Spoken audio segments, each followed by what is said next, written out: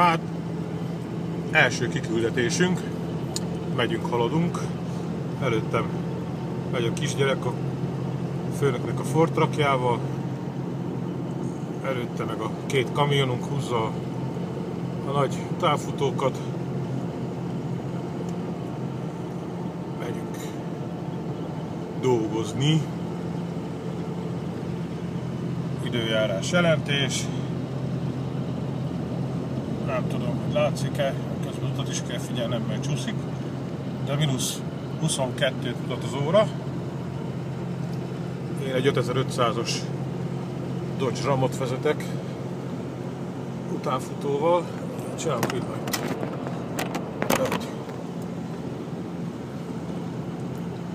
Nagyjából így néz ki. Belóg a zsinór a képbe. Elnézést. Ott húzom az utánfutót, ha látszik. Na, mindjárt fordulok a másik oldalra, mert most kanyarodunk éppen. Mögöttem jön a nagy utánfutó.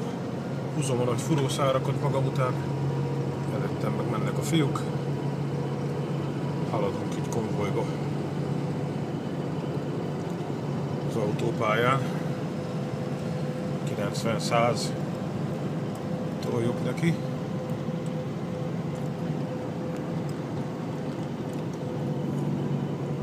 Na, majd mindjárt fordulunk, és akkor látszik mindenki.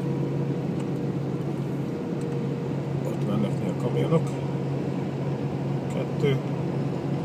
Meg ez a kis platós is, amilyen az új gyerek vezeti. Gábor meg a nagy Atomanti Dodge-ot.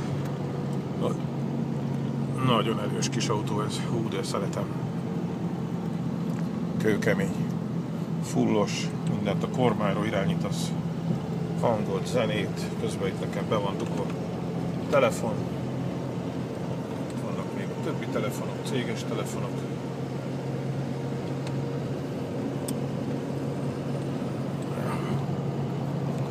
Kapcsoljuk le ezt a villanyt. Na, még egy kicsit kamerázunk, aztán föltesszük a YouTube-ra, hogy meg tudja mindenki nézni, aki csak akarja. Hideg van. Mínusz 23 van most már. Elnézést. Köhítsenünk itt a hidegbe. Kocsiba jó meleg van.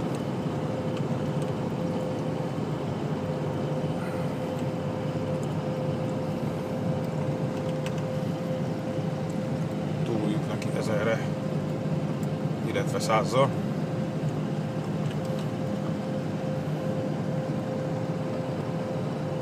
Tájos, tiszta, havas, vastagon.